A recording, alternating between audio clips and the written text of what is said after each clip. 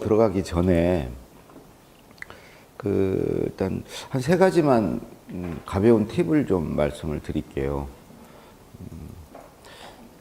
하나는 글 쓰시고 나면 네이버나 다음 국어사전을 열어놓고 자기가 쓴 단어들을 최대한 많이 좀 쳐보시고 그 유의어 중에 더 맞는 단어로 바꿔주는 작업을 꼭 좀 하시라는 말씀을 드리고 싶어요.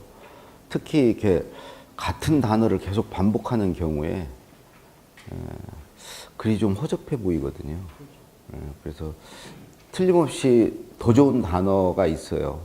그러니까 그 단어를 찾아서 좀 바꾸는 수고를 꼭 좀 하셨으면 좋겠어요. 아예 그 문맥에 맞지 않는 단어를 쓰는 경우도 많거든요. 예를 들어서 뭐 운영과 운용 이건 다르죠. 보전과 보존도 다르고 파장과 파문도 다르고 부분과 부문도 다르고 여러 가지 그런 맞는 단어를 좀 쓰는 거 하나. 두 번째는요. 어느 글이나 이제 중간 제목이 있죠. 중간 제목이 있어요. 그 중간 제목이 결국은 이제 그 작은 그 덩어리잖아요. 그 생각 덩어리인데 그게 이제 뺄 것도 빠진 것도 없는 글이 좋은 글이잖아요. 근데 뺄 것을 찾는 건 쉬워요. 중복이거나 아니면 불필요하거나 아니면 누구나 아는 얘기거나 아니면 뭐 식상한 진부한 얘기거나 뭐 일반론이거나 이제 진부한 얘기. 그럼 빼는 건 쉬운데 빠진 걸 찾는 게 어렵죠. 빠진 걸 찾는 방법은 그 청와대 브리핑이라는 사이트가 있습니다. 참여정부 청와대 홈페이지예요. 거기에 가보면 그 대통령과 함께 읽는 보고서라는 코너가 있어요. 청와대 브리핑을 못 찾겠으면 국가기록원 이런 데도 있는데 그냥 노무현 재단에 가면 있습니다. 그래서 그 대통령과 함께 읽는 보고서라는 데 가보면 230몇 편인가 실제 보고서들이 있어요. 그건 뭐 단순 보고서가 아니고 뭐 양극화 대책이라든가 이 국방연구원에서 다루는 정도의 비중이 있는 보고서들이에요.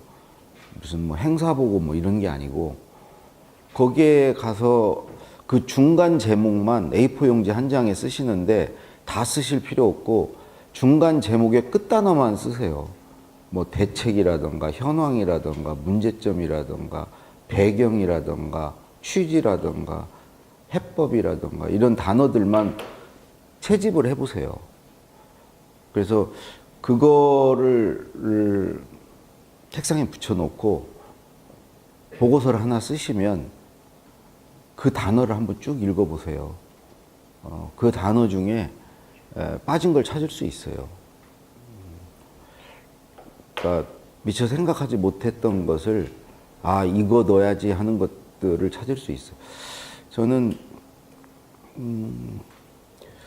그 글의 감정을 담기 위해서 그 감정을 한 50가지를 적어놔갖고 책상에 붙여놔요. 뭐 슬픔, 외로움, 뭐 열등감, 괴로움, 후회, 걱정, 우울, 뭐 그 다음에 뭐 이런 감정들이 있잖아요. 그래서 그 글 쓸 때 물론 여기 국방연구원에서 그런 건 쓸 일이 없지만 글 쓸 때 그것과 관련된 내 기억을 불러내는데 굉장히 좋아요. 내가 어떤 수치심이라는 단어가 이제 50개 있다. 그러면, 아, 내가 언제 수치심을 느꼈던 내 일화나 에피소드를 떠올릴 수 있거든요. 그러니까 저는 그냥 생짜로 생각하는 것보다는 그런 목록을 가지고 생각하는 게 훨씬 그 생각을 떠올리는데 좋다는 생각. 그게 두 번째 말씀이고요. 세 번째는 이것도 이제 그 리스트를 만들 필요가 있는데요. 네이버나 다음에 가셔서 글쓰기라든가 보고서라든가 기획서라든가 이런 단어를 검색창에 치면 그 어떻게 쓰지 말라는 오답들이 쭉 나와요.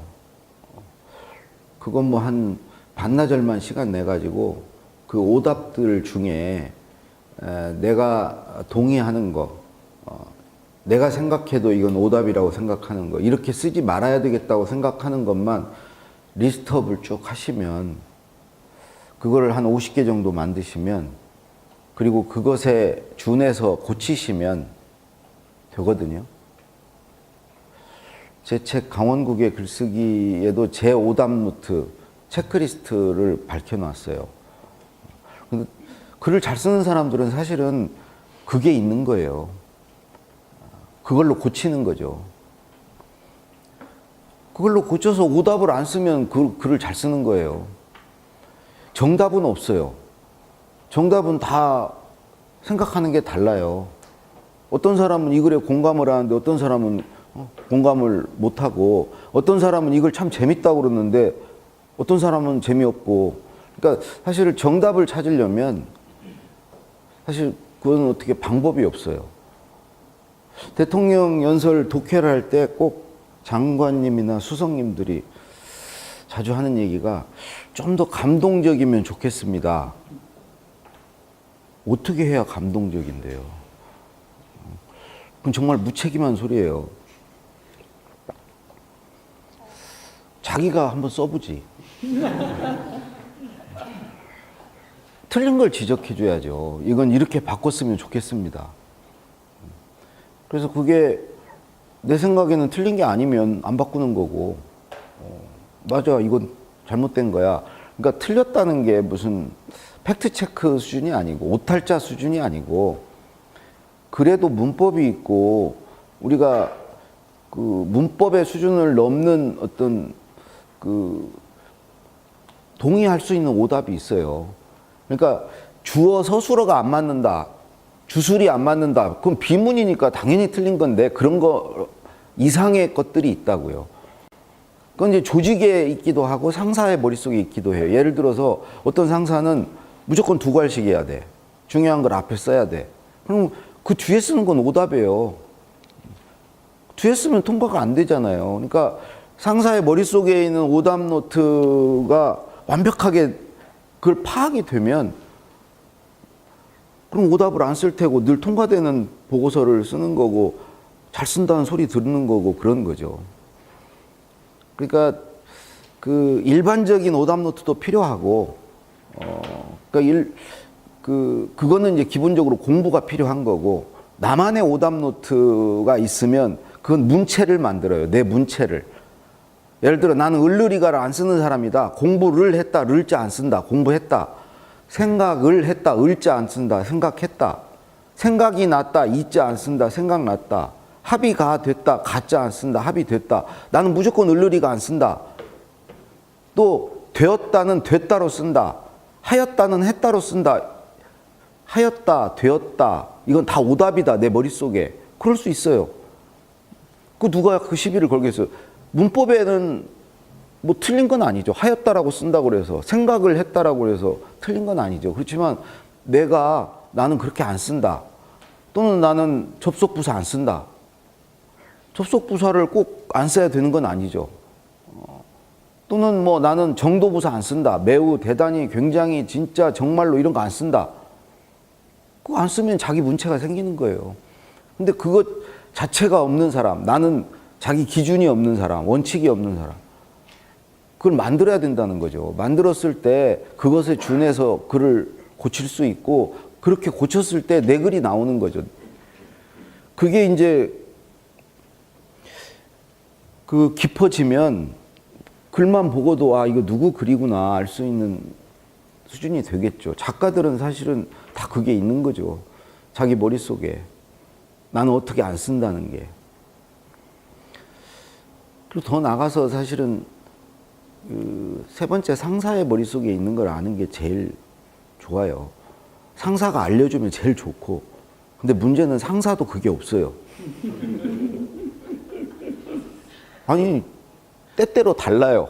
이 사람이 했을 때는 사람이 아 쟤는 믿을만해. 그리고 왠지 그런 사람이 한 것은 똑같은 사람도 그냥 건너가요. 건너뛰어요 그냥. 근데 왠지 이렇게 불안한 사람 있잖아요. 보고서를 듣고 가까이 오면 막 먹구름이 밀려오는 것 같은, 왠지 쟤는 고쳐줘야 될 것 같은 그런 친구들은 더 손을 대게 돼요. 근데 그 사람 입장에서는 왜 제가 똑같이 이거 했는데 왜 제가 안 고치고 내 건 이렇게 지적질을 하고 빨갛게 고쳐놨냐. 물론 자기를 탓해야죠. 예. 못 믿으니까 그런 거예요. 그러니까 그런 것들이 일관성이 있고 또 그 기준이 명확하게 머리에 있으면 사실은 직원들이 알죠. 이분은 이렇게 쓰면 안 된다는 거. 그럼 그렇게 안 쓰겠죠. 그분이 고칠 게 없으면 그 통과되는 거고 일이 끝나는 거예요. 손을 댄다는 것은 오답에 손을 대겠죠. 그분만의 머릿속에 있는 이건 오답이라고 생각하는 거. 예를 들어서 뭘 빼. 이건 불필요한 거야. 그 오답이에요. 대통령이 한번 이렇게 고치면 그걸 다 기록으로 남겨요. 심지어 단어까지. 이 문맥에서는 이 단어를 안 쓰고 이 단어를 쓴다는 거. 그래야 그 다음에 또 안 고치죠. 고치는 대통령도 짜증나고 우리도 힘들죠. 많이 고치면. 그걸 최소화하는 방법은 체크리스트를 계속 업데이트하는 거예요. 쌓아가는 거예요. 그러면 어떤 사람도 그걸 한 6개월만 쌓으면 다 알게 돼요. 그 사람의 오답 노트를. 그럼 그렇게 안 쓰면 되는 거죠. 노무현 대통령님은 취임하자마자 3월 달에 관저로 저를 부르셔가지고 2시간 동안 32가지를 불러주셨어요. 이렇게 쓰면 안 된다. 이건 오답이다. 그분은 머릿속에 있는 거예요. 나는 이렇게 안 쓴다, 글을. 그렇게 해도 그 32가지에서 그치질 않죠. 글이라는 게 여러 상황이 발생하기 때문에 그 32가지에 다 담지를 못하죠. 그냥 그 대통령의 글쓰기에 제가 2페이지에 그대로 실었어요. 근데 그때 이제 케이스별로 지적을 하시죠. 그러면 그걸 계속 쌓아가야 되는 거죠. 그래서 이 3가지만 좀 하셔도 어느 정도 못 쓴다는 소리는 저는 안 들을 거라고 생각해요.